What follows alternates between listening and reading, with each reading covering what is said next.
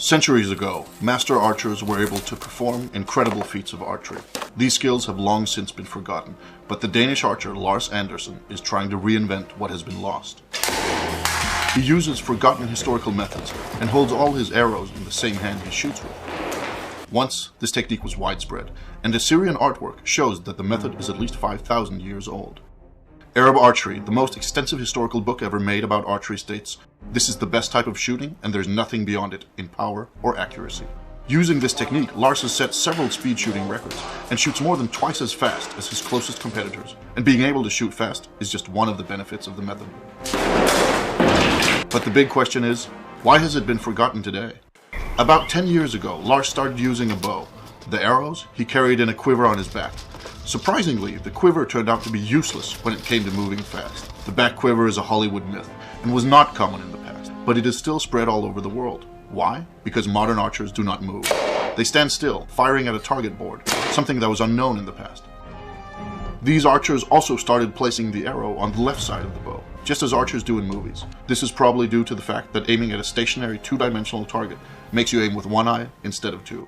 This one-eyed aiming also led to bows with front sights and other technical gadgets, but that's another story. However, placing the arrow left around the bow is not good while you're in motion. By placing the arrow on the left side, your hand is on the wrong side of the string, so you need several movements before you can actually shoot.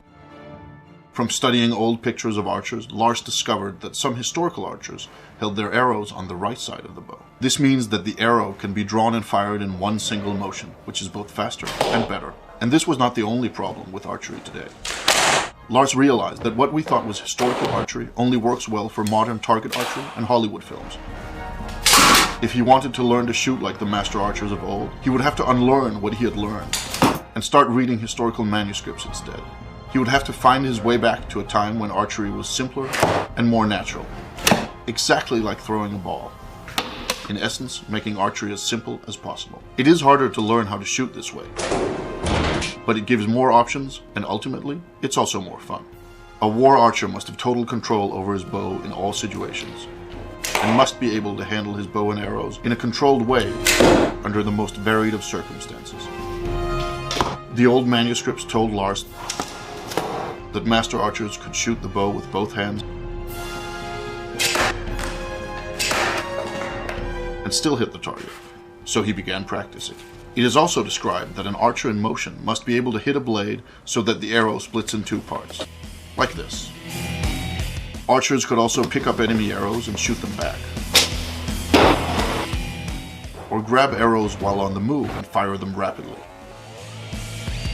There are even myths of archers who could grab an enemy's arrow and shoot it back at him. Lars took it a step further and is now able to catch an arrow while jumping and fire it before he hits the ground. Perhaps most importantly, modern slow archery has led people to believe that war archers only shot at long distances.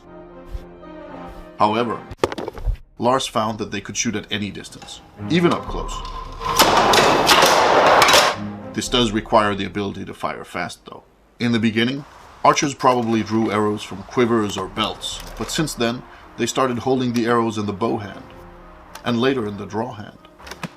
Taking it to this third level, that of holding arrows in the draw hand, requires immense practice and skill, and only professional archers, hunters, and so on would have had the time for it. When guns started replacing bows, this technique was forgotten, and the only reason Lars is able to do it is because he spent years practicing intensely. The hard part is not learning how to hold the arrows, but learning how to handle them properly, and draw and fire in one single motion, no matter what method is used. It works in all positions, and while in motion, whether rolling, running, or on horseback. It also works with sharp arrows and powerful bows. And while there is no doubt that those war archers of the past were stronger and more fit than Lars is, his arrows still penetrate chainmail armor and the heavy gambesson worn beneath it. It is difficult to compare actual striking power, though. Modern archers use only one hand, but in the past, some archers allegedly used both hands to give the arrow more power. Old manuscripts tell us that it was common to hold 3 arrows in the draw hand at once, while keeping more in a belt quiver. We know that some archers held more, and in a way, the bow was the ultimate weapon. Who can escape 10 arrows fired quickly after another? From old texts, we know that Saracen archers were expected to be able to fire 3 arrows in 1.5 seconds, and very skilled archers were even faster. Lars has managed to shoot 3 arrows in 0.6 seconds, but while speed is important, hitting the target is essential. To test accuracy and speed at the same time, Lars set up an experiment where he shot incoming arrows with arrows of his own. But he took it one step further. In the 1938 movie, The Adventures of Robin Hood, Robin Hood splits an arrow down the middle. Some consider this the ultimate archery trick. They're wrong.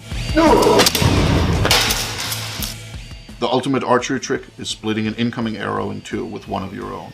We do not recommend you trying this at home. Thank you for watching.